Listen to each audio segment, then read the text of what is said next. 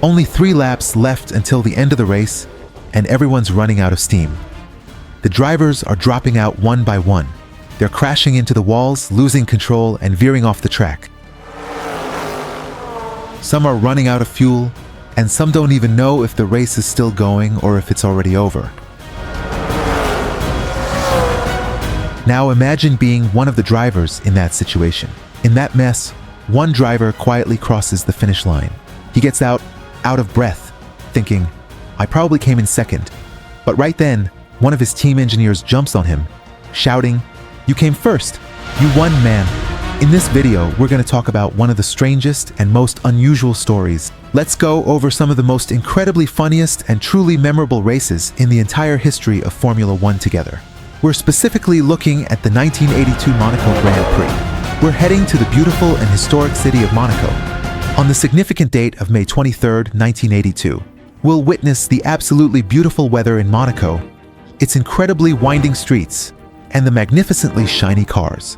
Formula One was truly one of those exceptional places where you could distinctly sense the palpable promise of a truly dramatic and unforgettable race hanging in the very air, but absolutely no one could have possibly imagined that the momentous 1982 Monaco Grand Prix would ultimately go down in the annals of history as the extraordinary race that nobody genuinely wanted to win.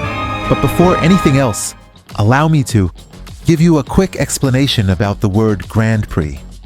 Grand Prix is a French term, and its literal translation is big prize. But in the world of Formula One, Grand Prix refers to any official race that's on the Formula One world calendar. Every year, about 20 to 25 races are held in different countries, and each one is considered a Grand Prix. So basically, all the Grand Prix races come together and make up the Formula One championship season. Each Grand Prix has its own points, and at the end of the season, whoever has the most points becomes the world champion. Alright, let's get back to our topic. Just 2 weeks before the Monaco race, something really shocking had happened. Gilles Villeneuve, one of the most popular and fastest Formula One drivers in the Grand Prix, had lost his life in a truly horrific crash in Belgium. After that, when the teams and drivers arrived in Monaco for the highly anticipated race, the entire atmosphere in the paddock, that is, the designated area where the teams, drivers, and their dedicated crew are present, was notably heavy. Ferrari, the team Gilles Villeneuve drove for, had decided to participate with only one car and driver to take part in this race. Car number 28, driven by someone named Didier Pironi. So, Gilles Villeneuve's seat was left empty to keep his memory alive. In fact, this tribute gave the whole race a special and different atmosphere. It's important to know that in Formula One, not only do the drivers compete, but the teams also go up against each other. Each team, like McLaren, Ferrari, Williams, and Renault, usually has 2 drivers. Whenever a driver scores points in a race, those points count both for the driver themselves and for their team as well. In short, at that time, only a third of the season had passed, and the top of the driver's standings was really tight. Right now, Prost had 18 points, John Watson 17 points, Keke Rosberg 14 points, Niki Lauda 12, and both Didier Pironi and Michel Alboreto were on 10 points.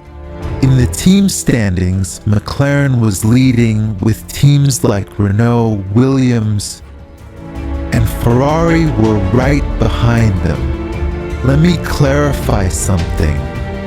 There's something important I want to explain. In Formula One races, there's a very significant position called pole position. Now, why is this position so important? Because when you start from first place, you're ahead of everyone, you don't have traffic, your chances of crashing in the first corner are lower, and if you have a good car, you can pull away from the others faster.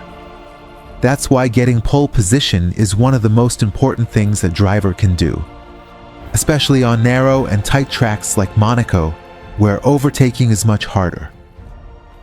But how can you get this position? Well, before the main Formula One race, there's a smaller race held. It's called qualifying, and this part is to determine who starts from which spot on the starting grid. In fact, the goal of this stage is for the drivers to try to set the fastest lap possible on the track. And that's precisely how they managed to earn themselves the highly coveted pole position. Let's go and see. At the time of the 1982 Monaco race, the Renault team managed to take pole position with a time of 1 minute, 23 seconds, and 281 hundredths of a second, and started the race from the front row. Behind him, the other drivers were lined up, waiting for the green light. René Arnoux from the Renault team shot off the starting line like a bullet and created a good gap with the rest. Everything was going smoothly, or at least for the first few laps. Everything was logical and entirely predictable until, on the 7th crucial lap, Arnoux, who had been flying like a veritable bullet, lost control of his car at a specific section called the swimming pool chicane, spun out, hit the wall, and came to a complete stop.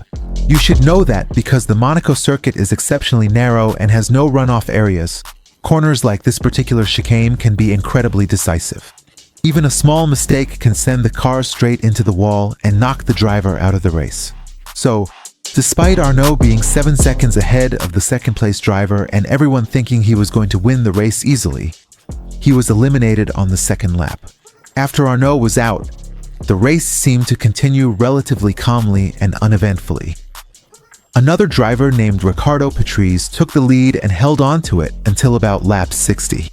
He was leading with a comfortable gap. A lot of the spectators were saying, this was turning into one of the most uneventful Monaco Grands Prix ever. But from lap 60 onwards, things started to get crazy. A series of events happened one after another that made you feel like you were watching an action movie, not a real race. But what exactly happened? After lap 60, the weather took a dramatic turn. Suddenly, ominous dark clouds, heavy with moisture, appeared over the picturesque circuit of Monaco, and it began to rain quite heavily. Keke Rosberg, who was positioned strongly in second place at that moment, was unfortunately the very first driver to go off track, losing control on the slippery surface during lap 65, and crashed straight into the wall. Right after that, another driver, due to a problem because of a suspension problem with his car, he had to retire. Niki Lauda's car also caught fire, and he suffered severe burns. The next driver, Nelson Piquet, who was racing with a turbocharged engine, suddenly had to pull over as well.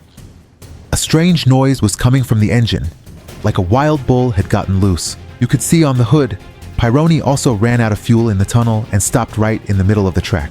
In short, things had gotten so chaotic and so many strange things had happened that no one, not the spectators, not the officials, not even the drivers themselves, nobody really knew who was in which position.